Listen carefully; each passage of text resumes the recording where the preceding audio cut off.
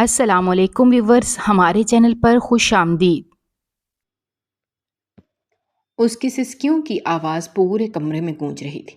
تھوڑے ہی فاصلے پر اس کا بھائی بے چینی سے چکر کاٹ رہا تھا، جبکہ اس کی بھابھی اپنے چہرے پر پر اسرار مسکراہٹ لیے بیٹھی ہوئی تھی۔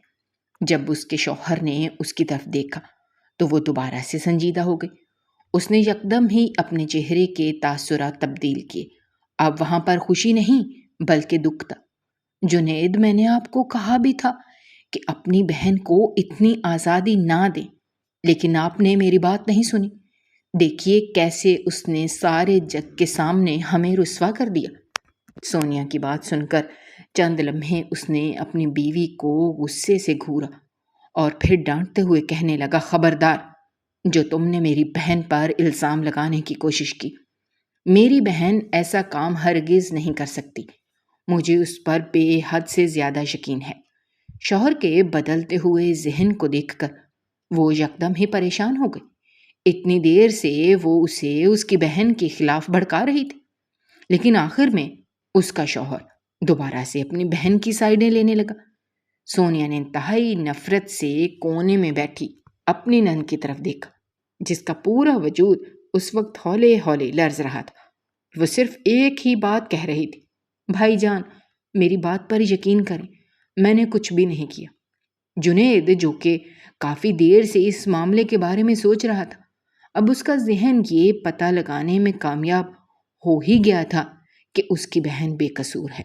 دراصل آج وہ کالج سے واپس آ رہے تھے جب اچانک ایک لڑکا اس کے سامنے جا کر کھڑا ہو گیا۔ وہ اس وقت اپنے گھر سے تھوڑے ہی فاصلے پر موجود تھے۔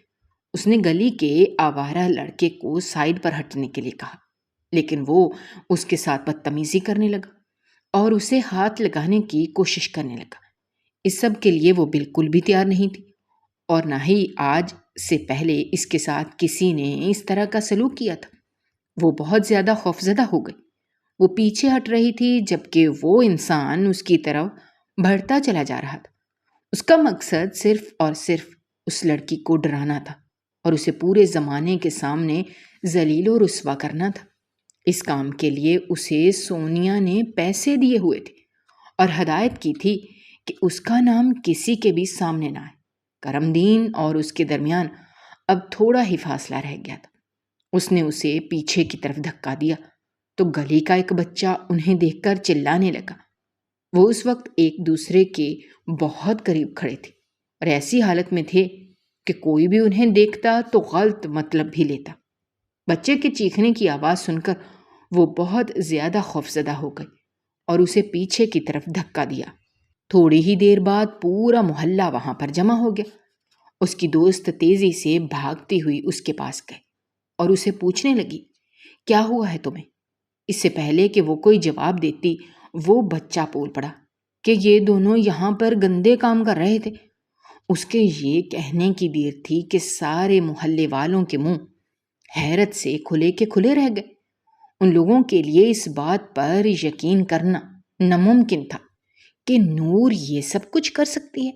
وہ اچھی طرح سے جانتے تھے کہ یہ لڑکا اوباش ہے۔ اس نے اس کے ساتھ بدتمیزی کرنے کی کوشش کی ہوگی۔ سارا محلہ ہی نور کے کردار سے بہت اچھے طریقے سے واقف تھا۔ کسی نے بھی اس پر انگلی نہیں اٹھائی، مگر اس کی بھابھی اونچی آواز میں چلانے لگی اور کہنے لگی، مجھے اس لڑکے کی حرکتوں کے بارے میں پہلے ہی پتا تھا۔ راتوں کو یہ لڑکوں کو اپنی چھت پر بلاتی تھی، اس کا ہی قصور ہوگا۔ محلے والے جو کہ پہلے نور کا ساتھ دے رہے تھے، اس کی بھابھی کی باتیں سن کر وہ بھی سوچنے پر مجبور ہو گئے کہ اگر یہ عورت اس کے خلاف گواہی دے رہی ہے تو پھر ضرور اس لڑکی میں کوئی نہ کوئی مسئلہ ہوگا۔ اس کی دوست شبنم جو کہ اس کے ساتھ ہی کھڑی تھی، اس نے نور کا ہاتھ پکڑا اور اسے لے کر گھر کے اندر چلی گئی۔ اسی وقت یہ سونیا نے اپنے شوہر کو کال ملائی اور اسے گھر واپس آنے کے لیے کہا۔ جنید بھی جلدی سے گھر واپس آ گیا کیونکہ اسے ایک ایمرجنسی کے بارے میں بتایا گیا تھا۔ ان دنوں اس کی بیوی امید سے تھی۔ اسے لگ رہا تھا کہ شاید اس کی طبیعت خراب ہو گئی ہے، مگر جب وہ گھر پہنچا اور اس نے یہ بات سنی تو اس کے قدموں کے نیچے سے زمین نکل گئی۔ وہ سوچ بھی نہیں سکتا تھا کہ اس کی بہن یہ سب کچھ کر سکتی ہے۔ پہلے تو اس نے اپنی بہن کو بہت ڈانٹا اور اسے یہاں تک کہہ دیا کہ مجھے شرمندگی ہو رہی ہے کہ تم میری بہن ہو۔ یہ ساری باتیں اس نے غصے میں کہی تھی۔ جب وہ جذباتی ہوتا تھا تو اسے سمجھ نہیں لگتی تھی کہ وہ کیا بات کر رہا ہے۔ تھوڑی ہی دیر کے بعد جب اس کا دماغ تھوڑا سا سوچنے سمجھنے کے قابل ہوا تو اس نے اپنے پولیس دوست کو کال ملائی، جو کئی بار اس اوباش انسان کو پکڑ کر لے جا چکا تھا۔ جب اس نے اس اوباش انسان کی ہسٹری کے بارے میں پتہ لگایا تو اسے اندازہ ہوا کہ وہ اس طرح سے نہ جانے کتنی لڑکیوں کو ہراساں کر چکا ہے، اور یہ اس کی پرانی عادت ہے۔ اس میں اس کی بیچاری بہن کا کوئی قصور نہیں ہے۔ اب اسے اپنی بیوی پر غصہ آ رہا تھا، جو کچھ بھی جانے بغیر اس کی بہن پر الزام لگائے چلی جا رہی تھی، اور وہ بھی اپنی بیوی کی باتوں پر یقین کر رہا تھا۔ اس نے سونیا کو یہاں تک کہہ دیا تھا کہ اب اگر دوبارہ تم نے میری بہن کے خلاف ایک بھی بات کی تو میں تمہیں طلاق دے دوں گا اور اپنے گھر سے دھکے مار کر نکال دوں گا۔ یہ کہہ کر وہ کمرے سے باہر نکل گیا۔ ان لوگوں کے لیے اب اس محلے میں رہنا مشکل ہو گیا تھا، کیونکہ سبھی اس کی بہن کے خلاف باتیں کر رہے تھے، اور اس سے یہ سب کچھ برداشت نہیں ہو رہا تھا۔ وہ جان چکا تھا کہ اس میں سب سے بڑا ہاتھ اس کی اپنی بیوی کا ہی ہے۔ اگر وہ اس کی بہن کا ساتھ دے دیتی تو اس کے سارے زمانے کے سامنے بے عزتی نہ ہوتی۔ دوسری طرف سونیا کو بالکل بھی اس بات کی امید نہیں تھی کہ اس کا شوہر اس کے ساتھ اتنا برا سلوک کرے گا۔ جب وہ کمرے سے باہر نکلا تھا تب وہ دوبارہ سے اپنی نند کے پاس گئی تھی۔ اس نے نور کو بالوں سے پکڑا تھا اور اس کے چہرے پر تھپڑوں کی بارش کر دی تھی۔ وہ اسے اپنے شوہر کے سخت رویے کا بدلہ لے رہی تھی۔ اس نے نور کو دھمکی دی اور کہا کہ تم فکر مت کرو، بہت جلد میں تمہیں ایک ایسی جگہ پر بھیجوں گی جہاں تمہاری زندگی کتے سے بھی بدتر ہوگی۔ نور بیچاری کو سمجھ نہیں لگ رہی تھی کہ اس کی بھابھی اس کے ساتھ اتنا برا سلوک کیوں کر رہی ہے۔ اس نے تو کبھی بھی اپنی بھابھی کے خلاف جانے کی کوشش نہیں کی تھی۔ وہ ہمیشہ وہی کام کرتی تھی جو اس کی بھابھی کو خوش کرتا تھا۔ اس نے اپنے کالج کے ساتھ ساتھ گھر کے کاموں کو بھی سنبھالا ہوا تھا۔ وہ اپنی بھابھی کو کسی بھی کام کو ہاتھ لگانے کی اجازت نہیں دیتی تھی، مگر اس کے باوجود بھی وہ عورت اس سے خوش نہیں ہوتی تھی۔ ان دونوں کی لڑائی کے پیچھے ایک ماضی کا واقعہ بھی تھا۔ سونیا کا جو بھائی تھا وہ بہت ہی اوباش انسان تھا، کوئی بھی کام کاج نہیں کرتا تھا، اور اس کے ساتھ ساتھ بہت سی دوسری سرگرمیوں میں بھی ملوث تھا۔ کئی بار تو جنید نے اسے سگریٹ پیتے ہوئے بھی پکڑا تھا۔ اس کے بہت ہی عجیب و غریب دوست تھے۔ جنید جب اسے ان لوگوں سے دور رہنے کا کہتا تھا تو وہ جواب میں اس سے بدتمیزی کرتا تھا۔ وہ جب ان کے گھر پہلی بار آیا تھا تو اس نے نور کو دیکھا تھا تو وہ پہلی ہی نظر میں اس کا دیوانہ ہو گیا تھا۔ بلا شبہ نور ایک بہت ہی خوبصورت لڑکی تھی جو کسی کو بھی اپنی طرف متوجہ کر سکتی تھی۔ تب کامران نے فیصلہ کیا تھا کہ وہ اس لڑکی سے نکاح کرے گا۔ اس سلسلے میں اس نے اپنی بہن سے بات کی۔ سونیا بھی ایسا ہی چاہتی تھی کہ اس کی نند سے جلدی جان چھوٹ جائے تاکہ وہ مکمل طور پر اپنے گھر پر اپنی حکمرانی کر سکے۔ ویسے تو اس کی معصوم سی نند اس کے کسی بھی معاملے میں دخل اندازی نہیں کرتی تھی، مگر اس کے باوجود اسے اپنی نند کا وجود کھٹکتا تھا، اور اس کو بس نہیں چلتا تھا کہ وہ اس کو کسی ایسی جگہ پر پھینک دے جہاں سے اس کی واپسی ناممکن ہو جائے۔ سونیا نے کامران کو کہا کہ اگر تم واقعی اس سے شادی کرنے کی خواہش رکھتے ہو تو اس کے لیے تمہیں اپنے آپ کو تھوڑا سا بہتر بنانا ہوگا۔ تو میں جنید کے سامنے یہ ثابت کرنا ہوگا کہ تم تبدیل ہو گئے ہو، کیونکہ تمہاری حرکتوں کی وجہ سے میرا شوہر تمہیں بالکل بھی پسند نہیں کرتا۔ وہ اپنی بہن سے بہت محبت کرتا ہے۔ مجھے یقین ہے کہ اگر تم نے اسی طرح سے یہی عادتیں اپنائے رکھیں تو وہ تمہیں کبھی بھی اپنی بہن نہیں دے گا۔ دوسری طرف کامران بھی الٹے دماغ کا مالک تھا۔ اپنی بہن کی بات سمجھنے کے بجائے وہ اس سے لڑنے لگا اور کہنے لگا، ایسے کیسے ہو سکتا ہے کہ وہ مجھے اپنی بہن نہیں دے گا؟ جب میں تمہاری شادی اس کے ساتھ کر سکتا ہوں تو اس کی بہن کو بھی اپنے گھر لے آ سکتا ہوں۔ تم دیکھو میں کرتا کیا ہوں، میں خود جا کر اس سے اس سلسلے میں بات کروں گا۔ سونیا بہت زیادہ پریشان ہو گئی تھی۔ وہ اپنے الٹے دماغ کے مالک بھائی کو اچھے طریقے سے جانتی تھی۔ کوئی بھروسہ بھی نہیں تھا کہ وہ اس کا ہی گھر توڑ دیتا۔ جنید کو اس نے بہت مشکل سے حاصل کیا تھا۔ بہت کوششوں کے بعد وہ اسے قابو کرنے میں کامیاب ہوئی تھی۔ اب وہ اتنی آسانی سے اسے ہاتھوں سے نکلنے نہیں دے سکتی تھی، اور ویسے بھی وہ امید سے تھی۔ اس کا خاندان مکمل ہونے جا رہا تھا۔ اس دوران اگر اس کا بھائی کوئی ایسی حرکت کر دیتا تو اس کا گھر ٹوٹنے کا بھی اندیشہ تھا۔ اس نے کامران کو سمجھایا، لیکن وہ اپنی بہن کی بات سنے بغیر ہی جنید کے سامنے چلا گیا اور اس کے سامنے اپنا مطالبہ رکھ دیا۔ پہلے تو وہ اس انسان کا لہجہ دیکھ کر حیران رہ گیا، جو بڑے مزے سے اس کی بہن سے شادی کی بات کر رہا تھا۔ تم نے سوچ بھی کیسے لیا کہ میں اپنی معصوم گڑیا کی شادی تم سے کروں گا؟ تم اس قابل ہی نہیں ہو کہ تم کو میں اپنے گھر میں بھی بلاؤں۔ اپنی گڑیا کا ہاتھ دینا تو دور کی بات، میں اب تمہیں اپنے گھر میں داخل ہونے بھی نہیں دوں گا۔ ابھی اور اسی وقت یہاں سے دفع ہو جاؤ اور دوبارہ کبھی بھی میرے سامنے نہیں آنا۔ یہ کہہ کر اس نے اس انسان کو اپنے گھر سے نکال دیا۔ کامران کا غصے سے بہت برا حال تھا۔ اگلے ہی دن وہ اپنی بہن کا ہاتھ پکڑ کر واپس لے گیا اور صاف صاف سونیا کو کہہ دیا کہ اب وہ گھر سے باہر قدم نہیں نکالے گی۔ یا تو وہ اپنے بھائی کو چنے گی یا پھر اپنے شوہر کا ساتھ دے گی۔ سونیا اسے سمجھانے کی ہر ممکن کوشش کر رہی تھی، لیکن وہ کچھ بھی سننے کے لیے تیار ہی نہیں تھا۔ آج سے پہلے کسی نے بھی اس کی اس طرح سے عزت افزائی نہیں کی تھی۔ وہ بہت ہی بھروسے اور مان کے ساتھ اپنے بہنوئی کے پاس گیا تھا، مگر اس کے بہنوئی نے اسے ذلیل و رسوا کر کے رکھ دیا تھا۔ سونیا نے اس سے وعدہ کیا کہ تم فکر مت کرو، جس طرح سے میرے شوہر نے تمہاری بے عزتی کی ہے، میں تم سے وعدہ کرتی ہوں کہ بالکل اسی طرح سے اس کی بہن کو ذلیل و رسوا کر دوں گی۔ اس نے تمہیں گرے ہوئے کردار کا کہا ہے تو میں اس کی بہن کے کردار کو بھی بگاڑ دوں گی اور اس کا ساری دنیا کے سامنے مذاق بنا کر رکھ دوں گی۔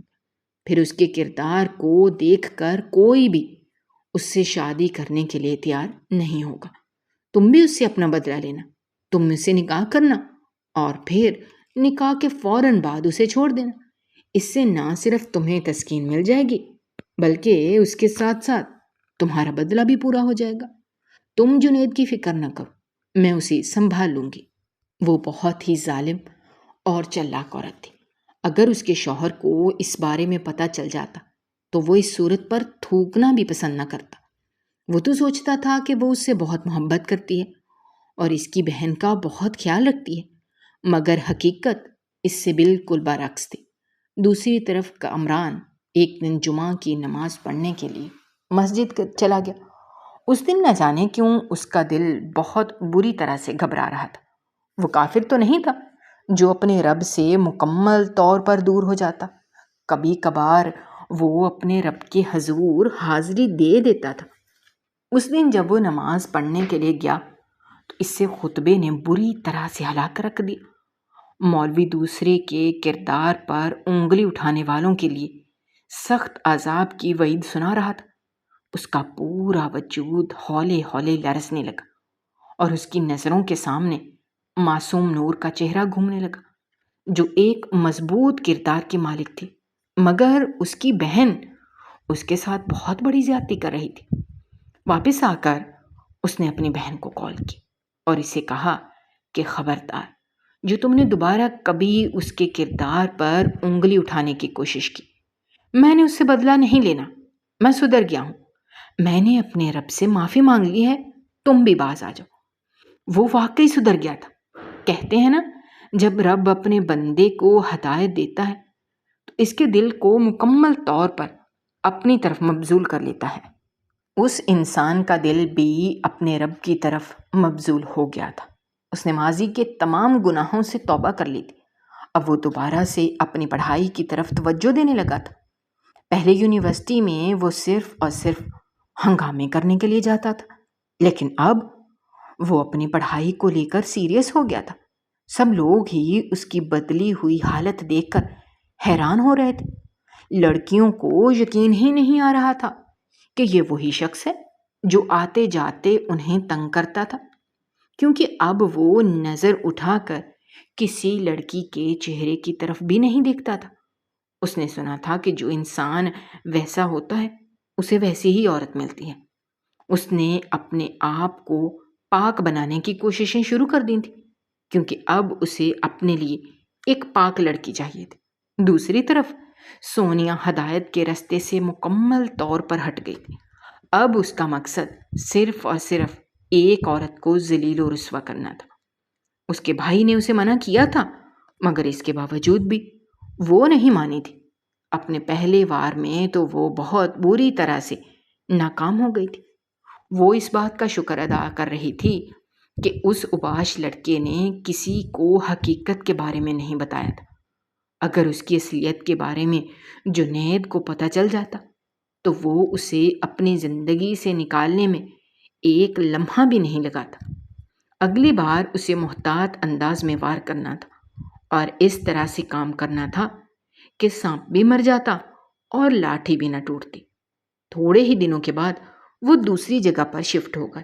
یہ علاقہ پہلے کی نسبت بہت خوبصورت تھا اور گھر بھی اچھا خاصا بڑا تھا۔ یہ گھر وہ پچھلے 4 سالوں سے تیار کروا رہا تھا اور اب جا کر وہ مکمل طور پر تعمیر ہو گیا تھا۔ اس گھر میں بھی اپنی نند کو اپنے ساتھ دیکھ کر اس کا تن بدن جلنے لگا۔ اس گھر میں جنید نے اپنی بہن کے لیے ایک کمرہ بہت ہی خوبصورتی سے تیار کروایا تھا اور یہ بات سونیا سے برداشت نہیں ہو رہی تھی۔ اس نے 1-2 بار اپنے شوہر کو کہا بھی کہ یہ کمرہ میں اپنے بچے کو دوں گی، مگر جنید نے اس کی کوئی بھی بات نہیں سنی اور اسے صاف الفاظ میں کہہ دیا کہ اگر تم میری بات نہیں مان سکتی تو مجھے بتا دو تاکہ میں تمہارا بندوبست کر دوں۔ وہ دیکھ رہا تھا کہ اس کی بیوی اب کچھ زیادہ ہی اس کے سر پر چڑھ کر ناچنے لگی ہے۔ اسے اس طرح کی عورتیں بالکل بھی پسند نہیں تھیں جو کہ شوہروں کے معاملات میں دخل اندازی کرتی رہیں۔ یہ نہیں تھا کہ وہ عورتوں کو آزادی نہیں دیتا تھا، وہ عورتوں کے حقوق کا پورا خیال رکھتا تھا اور ان کے لیے آواز بھی اٹھاتا تھا، لیکن اس کے ساتھ ساتھ وہ ان سے بھی یہ توقع کرتا تھا کہ عورتیں اپنے مردوں کو سمجھیں۔ اب اس نے ایک اور فیصلہ کیا کہ وہ اس کی بہن کو اس کی نظروں کے سامنے بری طرح سے گرا دے گی۔ اس نے اپنی نند کا نمبر 2-3 مردوں کو دیا ہوا تھا۔ رات کے وقت جو اسے کالز کرتے تھے، نور اس سب سے بہت زیادہ تنگ آ گئی تھی۔ وہ ایک نمبر بلاک کرتی تھی تو دوسرے نمبر سے کال آ جاتی تھی۔ اسے سمجھ نہیں لگ رہی تھی کہ وہ کیا کرے۔ وہ بہت بڑی مشکل میں پھنسی ہوئی تھی۔ وہ تھی بھی معصوم۔ ایک رات وہ سونے کے لیے لیٹی تو اس کا موبائل بج اٹھا۔ اس نے دیکھا کہ ایک انجان نمبر تھا۔ پہلے تو اس نے نظر انداز کیا، پھر اسے موبائل پر میسج آیا۔ دیکھا کہ میں شبنم ہوں اور اس وقت میں بہت مشکل میں ہوں، پلیز مجھے کال کرو۔ وہ تیزی سے کمرے سے باہر نکلی۔ اب اس کا رخ چھت کی طرف تھا۔ یہ میسج اسے اس کی بھابھی نے کروایا تھا۔ وہ وہاں پر گئی تو پیچھے سے اس نے اپنے شوہر کو بھی بھیج دیا اور اسے کہنے لگی، دیکھیں آپ کی بہنا آدھی رات کو آوارہ مردوں سے باتیں کرتی ہے۔ جنید پہلے تو اس پر یقین کرنے کے لیے راضی ہی نہیں ہوا تھا، مگر جب اس نے اپنی بہن کو اپنی آنکھوں سے چھت کی طرف جاتے ہوئے دیکھا تو وہ بھی نہ چاہتے ہوئے بھی پیچھے چل دیا۔ جب وہاں پر پہنچا، ابھی اس کی بہن نے ہیلو ہی کہا تھا کہ اس نے موبائل اس کے ہاتھ سے چھین لیا۔ دوسری طرف سے اسے ایک مرد کی آواز سنائی دی جو اس کی بہن سے محبت کا اظہار کر رہا تھا، اور یہ سب کچھ اس بیچاری کو جنید کی نظروں سے گرانے کے لیے کافی تھا۔ اس نے اپنی بہن سے موبائل لے لیا اور اس کا آگے یونیورسٹی میں داخلہ بھی نہیں کروایا تھا۔ اس کے بعد تو جیسے سونیا کو موقع مل گیا تھا، وہ اس کی بہن کے بارے میں جھوٹی خبریں اسے سناتی تھی اور اسے بتاتی تھی کہ نہ صرف وہ دن کے وقت گھر سے نکل جاتی ہے، نور اپنی صفائیاں پیش کرتی تھی، لیکن اب اس کا بھائی اس کی بات پر یقین نہیں کرتا تھا۔ اس رات اس نے جو کچھ سنا تھا، اس کے بعد اس کے لیے یقین کرنا بہت مشکل ہو گیا تھا۔ بیچاری نور کا بھی کوئی قصور نہیں تھا۔ اس کی زندگی میں حد سے زیادہ چالاک عورت آ گئی تھی جو اسے ہر موڑ پر گرانا چاہتی تھی، اور وہ اس قدر نادان تھی کہ اسے سمجھ ہی نہیں آ رہا تھا کہ وہ کیسے اس کی چالاکیوں سے بچے۔ اس کی دوست پچھلے کچھ دنوں سے اسے اپنے گھر پر بلا رہی تھی، لیکن اسے گھر سے نکلنے کی اجازت ہی نہیں تھی۔ ایک دن وہ خود ہی وہاں پر چلی آئی اور نور کے بھائی سے اجازت طلب کی۔ جنید اسے بھیجنے کے لیے تیار تو نہیں تھا، کیونکہ اس نے اس کے بارے میں جو کچھ بھی سن رکھا تھا، اس کے بعد وہ اپنی بہن پر بھروسہ نہیں کر سکتا تھا، مگر وہ ایسے لوگوں میں سے بھی نہیں تھا جو کہ ساری دنیا کے سامنے اپنی بہنوں کے راز کھول کر رکھ دے۔ اس کی دوست کے سامنے اس نے اپنی بہن کو کوئی بھی ایسی بات نہیں کی اور اسے جانے کی اجازت دے دی، مگر اس کے ساتھ ساتھ اس نے اسے یہ بھی ہدایت کی تھی کہ جلد ہی واپس آ جانا۔ اتنے عرصے بعد وہ گھر سے نکلی تھی اور کافی ہلکا پھلکا محسوس کر رہی تھی۔ جب اس نے اپنی دوست کو اپنے ساتھ ہونے والے واقعات کے بارے میں بتایا تو اس کا منہ حیرت سے کھلے کا کھلا رہ گیا اور وہ کہنے لگی، تم کیسے اس ماحول میں گزارا کر رہی ہو؟ اس نے افسوس سے اپنا سر جھکا لیا، آنسو ٹوٹ کر اس کی آنکھوں سے گر رہے تھے۔ وہ بولی کہ اب گزارا کرنے کے علاوہ میرے پاس کچھ بھی نہیں بچا۔ مجھے تو اس وقت سے ڈر لگ رہا ہے جس وقت بھابھی واقعی یہ سب کچھ ثابت کرنے میں کامیاب ہو جائیں گی۔ مجھے یقین ہے بھائی مجھے اپنے گھر سے نکالنے میں ایک لمحہ بھی نہیں لگائیں گے۔ اس کی دوست نے اسے سمجھایا کہ تم اپنے بھائی کو حقیقت کے بارے میں کیوں نہیں بتاتی؟ یہ سن کر اس کی نظروں کے سامنے کچھ دن پہلے والا واقعہ گھومنے لگا، جب وہ جنید بھائی کے پاس گئی تھی تاکہ انہیں بتا سکے کہ وہ بے قصور ہے اور اس کی بھابھی اس کے خلاف چال چل رہی ہیں۔ ابھی اس نے بات شروع ہی کی تھی کہ اس کے بھائی نے اسے ڈانٹ کر خاموش کروا دیا اور کہنے لگا، میں بے وقوف تھا جو میں تمہیں معصوم سمجھ رہا تھا اور اپنی بیوی کو باتیں سناتا تھا۔ شکر ہے کہ میری آنکھیں کھل گئیں اور مجھے پتہ چل گیا کہ فساد کی جڑ صرف اور صرف تم ہی ہو۔ اگر تم چاہتی ہو کہ اس گھر میں سکون سے رہو تو بہتر ہے کہ جو کچھ تمہاری بھابھی کہتی ہیں وہ کرتی جاؤ، کیونکہ وہ تمہارے بارے میں کبھی بھی غلط نہیں سوچ سکتی، اور یہ جو تم نے کام شروع کیے ہوئے ہیں ان سے بھی باز آ جاؤ۔ ابھی تو میرے پاس کوئی پکا ثبوت نہیں ہے، جس دن کوئی ثبوت میرے ہاتھ لگ گیا اس دن میں تمہیں زندہ زمین کے اندر دفن کر دوں گا۔ یہ کہہ کر اس نے اپنی بہن کو دوبارہ سے کمرے سے نکال دیا تھا۔ وہ اپنی دوست کے ساتھ سب سے پہلے کیفے گئی اور وہاں پر جا کر اچھا سا کھانا کھایا۔ اس کے بعد وہ گھومنے کے لیے چلی گئی۔ اس دوران وہ مسلسل اپنے چہرے پر کسی کی نظروں کی تپش محسوس کر رہی تھی، اور ایسا اس وقت ہوا تھا جب وہ کھانا کھا کر کیفے سے باہر نکلی تھی۔ جب وہ گاڑی میں بیٹھ رہی تھی تب اسے یوں لگا جیسے کوئی اس کے دائیں جانب کھڑا اسے دیکھ رہا ہے۔ اس نے گردن موڑ کر دیکھا تو وہاں پر کوئی بھی موجود نہیں تھا۔ اس نے اسے اپنا وہم قرار دے دیا، مگر اب جب وہ پارک میں گھوم رہی تھی تب بھی اسے اپنے چہرے پر نظروں کی تپش کا احساس ہو رہا تھا۔ اسے بے چین دیکھ کر اس کی دوست اس سے پوچھنے لگی، کیا ہوا ہے؟ تم مجھے تھوڑی سی پریشان نظر آ رہی ہو۔ اس نے تیزی سے نفی میں سر ہلایا اور بولی، نہیں ایسی کوئی بات نہیں ہے، میں بالکل ٹھیک ہوں۔ وہ اپنی دوست کو اپنے وہم کے بارے میں بتا کر ڈرانا نہیں چاہتی تھی۔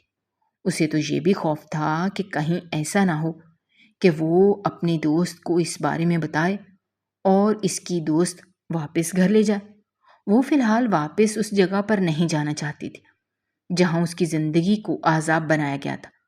وہ تھوڑا سا مزید وقت باہر گزارنا چاہتی تھی۔ اس کے بعد وہ شاپنگ کرنے کے لیے مال میں چلی گئی۔ وہاں پر اس نے اپنے لیے جوڑا پسند کیا، لیکن جب اس نے جوڑے کی قیمت کو دیکھا تو اس کے 14 طبق روشن ہو گئے۔ اتنے پیسوں میں تو وہ نہ جانے کتنے جوڑے خرید سکتی تھی۔ اس کی دوست نے اس کے کندھے پر ہاتھ رکھا اور اسے تسلی دیتے ہوئے کہا، فکر مت کرو، بہت جلد تمہارے پاس اتنے زیادہ پیسے ہو جائیں گے کہ تمہیں قیمت دیکھنے کی ضرورت نہیں پڑے گی۔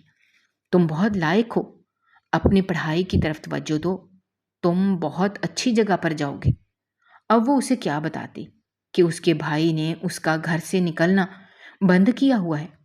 وہ اسے پڑھائی کا نام بھی لینے کی اجازت نہیں دیتا۔ وہ سمجھتا ہے کہ وہ باہر پڑھنے کے لیے نہیں بلکہ آوارہ گردیاں کرنے کے لیے جائے گی۔ یہ ساری باتیں اس نے اپنے دل میں ہی دبا لی۔ جب وہ دونوں اس شاپنگ مال سے باہر نکل رہی تھی تو اسے اپنے نام کی پکار سنائی دی۔ پہلے تو وہ حیران ہو گئی اور بے چینی سے ساتھ کھڑی اپنی دوست کو دیکھنے لگی۔ اس کی دوست خود اس لڑکے کے بارے میں نہیں جانتی تھی۔ اس نے انجان لڑکے سے پوچھا کہ تم کون ہو؟ تو اس نے وہ بیگ نور کے حوالے کر دیا اور کہنے لگا، یہ کسی نے آپ کے لیے بھیجا ہے۔ اس کے بعد وہ کچھ نہ بولا اور تیزی سے دوسری جانب بھاگ گیا۔ نور نے پہلے حیرانگی سے اپنی دوست کو دیکھا اور پھر وہ بیگ کھول دیا۔ سامنے ہی وہ خوبصورت جوڑا پڑا ہوا تھا جو اس نے اپنے لیے پسند کیا تھا۔ وہ حیران پریشان رہ گئی۔ اس کے ماتھے پر پسینہ چمکنے لگا۔ یہ کوئی معمولی بات نہیں تھی اور نہ ہی یہ کوئی معمولی رقم کا جوڑا تھا۔ اس کو کوئی بہت ہی امیر انسان خرید سکتا تھا۔ دوسری طرف اس کی دوست خوفزدہ ہونے کے بجائے مسکرانے لگی اور کہنے لگی، بہت جلد تمہاری زندگی سنورنے والی ہے، میری یہ بات یاد رکھنا۔ نور نے وہ جوڑا زمین پر ہی رکھ دیا، مگر اس کی دوست نے وہ اٹھایا اور اسے ڈانٹتے ہوئے کہا، یہ کیا بے وقوفی ہے؟ کسی نے اتنی محبت سے تمہیں یہ جوڑا دیا ہے، تم اسے یوں پھینک کر نہیں جا سکتی۔ اس نے وہ جوڑا اٹھا لیا اور اسے لے کر باہر نکل آئی۔ اس نے نور کو اس کے گھر کے سامنے اتارا اور وہ شاپنگ بیگ بھی اس کے حوالے کی۔ جب وہ گھر کے اندر داخل ہوئی تو اس کی بھابھی پہلے سے ہی دروازے پر ہی موجود تھی۔ وہ تیزی سے اس کے پاس گئی اور اس کے ہاتھ سے وہ بیگ جھپٹ لی۔ جب انہوں نے اس میں سے جوڑا نکالا اور اس کی قیمت دیکھی تو ان کا منہ حیرت سے کھلے کا کھلا رہ گیا۔ انہوں نے وہ جوڑا ہڑپ لیا اور اس پر الزام لگا کر اسے دوبارہ سے کمرے کے اندر بھیج دیا۔ وہ مزید اسے اپنے پاس رکھنے کے لیے تیار نہیں تھی۔ اب انہوں نے ایک آخری فیصلہ کرنا تھا۔ اس کے لیے وہ رات کا انتظار کر رہی تھی۔ 12 بجے کا وقت تھا۔ نور اپنے کمرے میں لیٹی ہوئی تھی جب اچانک ہی دروازے پر دستک ہوئی۔ وہ جلدی سے اٹھ بیٹھی۔ جب اس نے دروازہ کھولا تو اس کا بھائی تیزی سے کمرے کے اندر داخل ہوا اور اسے کہنے لگا، تمہارا عاشق کہاں پر ہے؟ ابھی اور اسی وقت اسے یہاں سے نکالو ورنہ تم دونوں کو زندہ دفن کر دوں گا۔ بھائی کی بات سن کر وہ پریشان ہو گئی اور تیزی سے نفی میں سر ہلاتے ہوئے کہنے لگی، آپ کو غلط فہمی ہوئی ہے، ایسا کچھ بھی نہیں ہے یہاں پر، میں بالکل اکیلی ہوں۔ اب کی بار اس کے بھائی نے اس کے چہرے پر ایک زوردار تھپڑ مارا اور اسے کہا، تم ساری دنیا کو بے وقوف بنا سکتی ہو لیکن اب مجھے بے وقوف نہیں بنا سکتی۔ میں تمہاری فطرت کو بہت اچھے طریقے سے سمجھ گیا ہوں۔ اسی وقت ہی اس کی بھابھی کمرے کے اندر داخل ہوئی اور اسے کہنے لگی، آپ لیٹ ہو گئے ہیں، وہ لڑکا یہاں سے بھاگ گیا ہے، میں نے خود اسے گھر سے باہر نکلتے ہوئے دیکھا ہے۔ اس کے بعد اس نے ایک نظر نور کو دیکھا اور دوبارہ سے بولی کہ اس لڑکی کو اب ہم مزید برداشت نہیں کر سکتے، بہتر یہی ہے کہ اب اس کا بندوبست کیا جائے۔ اگر آپ مجھے اجازت دیں تو میں اس کا نکاح ابھی اور اسی وقت کر دیتی ہوں۔ میری نظر میں ایک انسان ہے جو اس کو اپنے ساتھ لے کر چلا جائے گا، ہماری بھی اس گن سے جان چھوٹ جائے گی۔ جنید نے ایک نظر اپنی بہن کے چہرے کی طرف دیکھا اور کہنے لگا، جو کچھ کرنا ہے اس کے ساتھ کرو، مگر اب میں اسے دوبارہ سے اپنے گھر میں نہ دیکھوں۔ یہ کہہ کر وہ باہر نکل گیا اور پھر اس کے ساتھ ہی اس کی بھابھی نے اس سے 20 سال بڑے ایک شخص کو کال کر کے بلایا۔ وہ رو رہی تھی، چیخ رہی تھی، چلا رہی تھی، لیکن کوئی بھی اس کی بات سننے کو تیار نہیں تھا۔ اس کا بھائی گھر سے نکل کر جا چکا تھا۔ اب صرف اس کی بھابھی اور ان کے کچھ رشتہ دار ہی باقی بچے تھے۔ رات کے اس پہر ان سب لوگوں کو بلایا اور ان کی موجودگی میں اس کا نکاح ایک بوڑھے آدمی سے کر دیا۔ وہ رو رو کر تھک چکی تھی، اس کے آنسو خشک ہو گئے تھے، مگر اسے ابھی تک صبر نہیں آ رہا تھا۔ اس کا دل بہت زیادہ بے چین تھا۔ اس کا بس نہیں چل رہا تھا کہ وہ ساری دنیا کو تہس نہس کر دے۔ اسے اپنی معصومیت پر بھی شدید غصہ آ رہا تھا۔ کم از کم اسے اتنا زیادہ معصوم نہیں ہونا چاہیے تھا۔ وہ اسے اپنے ساتھ لے کر گاڑی میں بیٹھ گیا اور اپنی خباثت بھری مسکراہٹ لے کر اس کے چہرے کی طرف دیکھتے ہوئے کہنے لگا، تم تو بہت ہی خوبصورت ہو۔ تمہارے جتنے پیسے میں نے تمہاری بھابھی کو دیے ہیں، اس سے ٹرپل پیسے مجھے تمہیں بیچ کر مل جائیں گے۔ یہ سن کر اسے لگا کہ کسی نے ساتوں آسمان اس کے سر کے اوپر گرا دیے ہوں۔ وہ بے یقینی سے اس شخص کے چہرے کی طرف دیکھنے لگی جس نے تھوڑی دیر پہلے اس سے نکاح کیا تھا اور سب لوگوں کے سامنے اسے قبول کیا تھا۔ تو یہ نکاح اس وجہ سے نہیں تھا کہ وہ اسے اپنی زندگی میں شامل کر رہا تھا، بلکہ اس وجہ سے تھا کہ وہ اسے کسی اور کے آگے بیچ رہا تھا۔ وہ اسے لے کر ایک بہت بڑی حویلی پہنچ گیا۔ اس حویلی کو دیکھ کر اس کا دل تیزی سے دھڑکنے لگا، کیونکہ اس حویلی کو بہت ہی خوبصورتی کے ساتھ سجایا گیا تھا اور اس کی بالکنیوں پر اس وقت مختلف لڑکیاں کھڑی تھیں جنہوں نے عجیب و غریب قسم کا لباس پہنا ہوا تھا۔ اندر سے گانے بجانے کی آوازیں سنائی دے رہی تھیں۔ وہاں پر بہت ہی عجیب زبان بولی جا رہی تھی۔ صاف ظاہر ہو رہا تھا کہ یہ شریفوں کی حویلی نہیں ہے، بلکہ یہاں پر کچھ غلط ہوتا ہے۔ وہ بوڑھا شخص گاڑی سے اترا اور اسے بھی اترنے کے لیے کہا، مگر وہ اسے جھٹکنے لگی۔ اس نے وہاں سے بھاگنے کی کوشش کی، لیکن گارڈ نے اسے پکڑ لیا۔ اس کے ساتھ ہی بوڑھے نے اس کے چہرے پر تھپڑوں کی بارش کر دی۔ وہ انسان نہیں جانتا تھا کہ فی الحال وہ اس لڑکی کے ساتھ جو سلوک کر رہا ہے اس کا بدلہ اسے بہت جلد دینا پڑے گا۔ وہ اسے گھسیٹتے ہوئے اندر لے کر چلا گیا اور سامنے بیٹھی عورت کو دیکھ کر کہنے لگا، دیکھو میں تمہارے لیے کتنا خوبصورت اور قیمتی نگینہ لایا ہوں۔ مجھے یقین ہے تم اس کے ذریعے بہت ساری دولت کماؤ گی، اور مجھے اس بات پر بھی یقین ہے کہ اس وجہ سے تمہارا کوٹھا بھی مشہور ہو جائے گا۔ اس عورت نے غور سے نور کے چہرے کی طرف دیکھا جو بلا شبہ چاند کا ٹکڑا تھی اور مردوں کو آسانی سے لبھا سکتی تھی۔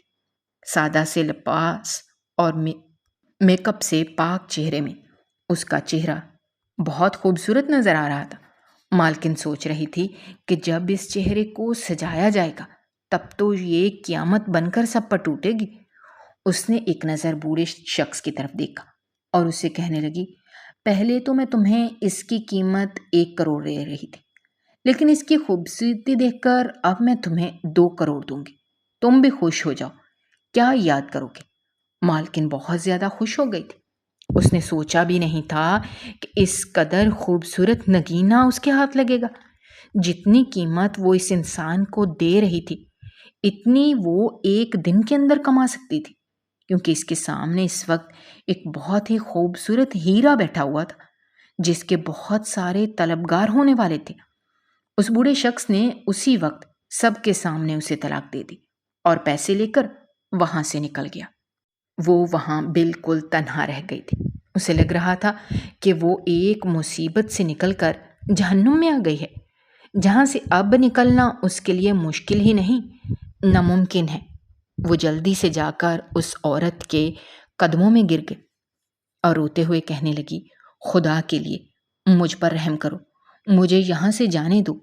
وہ عورت اس کی بات سن کر ہنسنے لگی اور کہنے لگی، تم نے ابھی دیکھا نہیں، میں نے تمہاری قیمت 2 کروڑ ادا کی ہے۔ جب تک میں اس کا 100 گنا تم سے وصول نہیں کر لیتی تب تک تو میں تم پر کسی بھی طرح کا کوئی رحم نہیں کر سکتی۔ اس کے بعد بھی میرے رحم کرنے کے بارے میں سوچو گی، مگر تمہیں کبھی بھی آزادی نہیں دوں گی۔ اس کا دل کر رہا تھا کہ وہ زمین پھٹے اور وہ اس میں سما جائے۔ جس چیز سے وہ بہت زیادہ خوفزدہ ہوتی تھی، آج وہ انہی لوگوں میں آ کر پھنس گئی تھی۔ بچپن میں وہ جب بھی ان طوائفوں کی کہانیاں سنتی تھی تو اسے بہت افسوس ہوتا تھا، اسے بہت ڈر لگتا تھا۔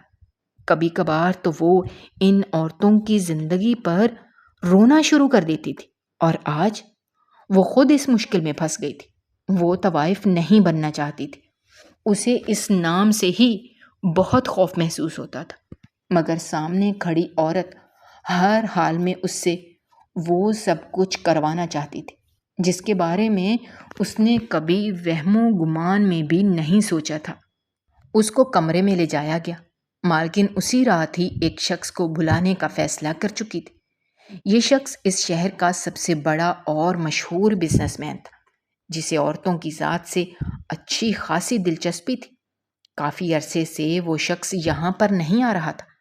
آج اس شخص نے خود مالکن کو کال کی تھی اور اسے کہا تھا کہ وہ آنا چاہتا ہے۔ اس کی حویلی کی سب سے خوبصورت لڑکی کو اس کے سامنے پیش کیا جائے۔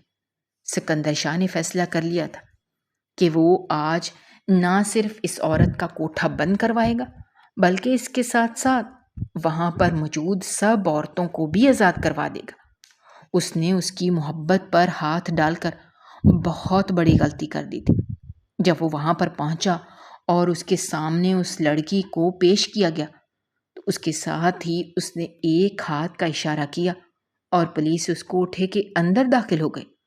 اس عورت کے بارے میں اس نے پہلے سے بہت ساری خبریں سن رکھی تھیں، جس میں سب سے مشہور خبر یہ تھی کہ یہ غیر قانونی سرگرمیوں میں ملوث تھی، لڑکیوں کو دوسرے ملک میں سمگل کرتی تھی اور اس کے علاوہ ڈرگز بھی بیچتی تھی۔ اس حویلی میں بہت سارے ڈرگز بھی برآمد ہوئے تھے۔ اس عورت کے خلاف ایک بہت بڑا کیس ہوا تھا اور یہ کوٹھا بھی ہمیشہ کے لیے بند کر دیا گیا تھا۔ اس کوٹھے میں جتنی بھی لڑکیاں موجود تھیں ان کو دارالعمان بھیج دیا گیا اور کچھ لڑکیاں خود اپنی مرضی سے چلی گئی تھیں۔ نور یہ سب کچھ دیکھ کر بہت زیادہ خوفزدہ ہو گئی تھی۔ وہ ایک کونے میں بیٹھی ہوئی تھی اور رو رہی تھی۔ اس کا وجود ہولے ہولے لرز رہا تھا۔ سکندر شاہ جس نے اسے 1 سال پہلے دیکھا تھا، وہ اسی وقت اس کا دیوانہ ہو گیا تھا، لیکن پھر ضروری کام کی وجہ سے اسے ملک سے باہر جانا پڑا تھا۔ کافی عرصے کے بعد اس نے دوبارہ سے اس لڑکی کو کیفے میں دیکھا تھا۔ اس بار اس نے فیصلہ کیا تھا کہ وہ اس لڑکی کو ہاتھ سے نکلنے کی اجازت نہیں دے گا۔ اسی دن ہی اس نے اس لڑکی کے بارے میں سب کچھ پتہ لگوا لیا تھا۔ اس کا پیچھا کرنے والا اور اسے تحفہ بھیجنے والا کوئی اور نہیں بلکہ سکندر شاہ ہی تھا۔ پھر جب اسے پتہ چلا کہ اس کی بھابھی ایک بہت ہی ظالم عورت ہے جو ہر وقت اس کی محبوبہ کو نیچا دکھانے کی کوششوں میں لگی رہتی ہے، تو اس نے فیصلہ کر لیا تھا کہ وہ بہت جلد اسے اس گھر سے نکال کر اپنی زندگی میں لے آئے گا۔ وہ جس رات بھی لاپرواہی کرتا تھا اسے نقصان اٹھانا پڑتا تھا۔ اس رات بھی وہ سو گیا تھا، مگر اس نے اپنی محبوبہ کی حفاظت کے لیے ایک آدمی کو اس کے گھر کے آس پاس ہی چھوڑا ہوا تھا۔ وہ آدمی اس رات اسے کالز کرتا رہا کہ اس کی محبوبہ کی شادی ایک بوڑھے شخص سے ہو گئی ہے اور وہ اسے کوٹھے پر چھوڑ آیا ہے۔ تو اس کا دماغ غصے سے گھوم گیا۔ اسے پتا تھا کہ اگلی ہی رات اسے کسی کے سامنے پیش کیا جائے گا۔ پہلے وہ اس کوٹھے میں جایا کرتا تھا، عورتوں کے ساتھ تعلقات بھی رکھتا تھا، لیکن جب سے اس نے اس معصوم سی لڑکی کو دیکھا تھا تب سے اس نے سارے کام چھوڑ دیے تھے۔ وہ اسے اپنے ساتھ لے کر اپنی حویلی چلا آیا۔ 3 مہینوں تک اس نے اس لڑکی سے کوئی بھی بات نہیں کی۔ نور پہلے تو وہاں پر بہت زیادہ خوفزدہ رہی، لیکن پھر بعد میں جب اسے تھوڑا سا اعتماد حاصل ہوا تو اسے پتہ چلا کہ یہ انسان بہت ہی اچھا ہے۔ وہ اس انسان کا جتنا بھی شکریہ ادا کرتی کم تھا، جس نے نہ صرف اسے رہائش دی ہوئی تھی بلکہ ہر طرح سے اس کا خیال بھی رکھ رہا تھا۔ اس انسان نے کبھی بھی اسے تنگ کرنے کی کوشش نہیں کی تھی اور نہ ہی کبھی اس سے کوئی فضول بات کی تھی۔ ایک نوکرانی کو اس نے تعینات کیا ہوا تھا جو نور سے اس کی ضروریات کے بارے میں پوچھتی تھی اور پھر اسے وہی چیزیں لا کر دیتی تھی۔ جب اس کی عدت مکمل ہوئی تو وہ اس کے سامنے حاضر ہو گیا اور اپنی محبت کا اظہار کر دیا۔ نور اس کو اپنے خوش قسمتی سمجھ رہی تھی، جسے کتنا اچھا اور خوبصورت شوہر مل گیا تھا۔ تھوڑے ہی عرصے کے بعد اس کی بھابھی کو بھی اپنی غلطی کا احساس ہو گیا تھا۔ اس کی سب سے بڑی وجہ یہ تھی کہ اسکندر شاہ نے اسے دھمکی دی تھی اور اسے کہا تھا کہ اگر تم نے میری بیوی سے آ کر اس کے پاؤں پڑ کر معافی نہیں مانگی اور اپنے شوہر کو حقیقت کے بارے میں نہیں بتایا تو میں سب لوگوں کو تمہاری حقیقت کے بارے میں بتا دوں گا۔ وہ بہت زیادہ خوفزدہ ہو گئی تھی اور اپنے شوہر کے قدموں میں گر کر اس سے معافی مانگنے لگی۔ اس کے شوہر نے اسے معاف کر دیا تھا کیونکہ اب ان کی زندگی میں ایک معصوم سا بچہ آ گیا تھا۔ وہ اپنے بچے کی زندگی برباد نہیں ہونے دے سکتا تھا۔ اس نے اپنی بہن سے بھی معافی مانگی تھی۔ چیزیں دوبارہ سے درست ہو گئی تھیں۔ اگر آپ کو ہماری کہانیاں پسند آ رہی ہیں تو ہمارے چینل کو سبسکرائب کیجیے، ویڈیوز پر کمنٹ کیجیے اور شیئر کیجیے۔ شکریہ۔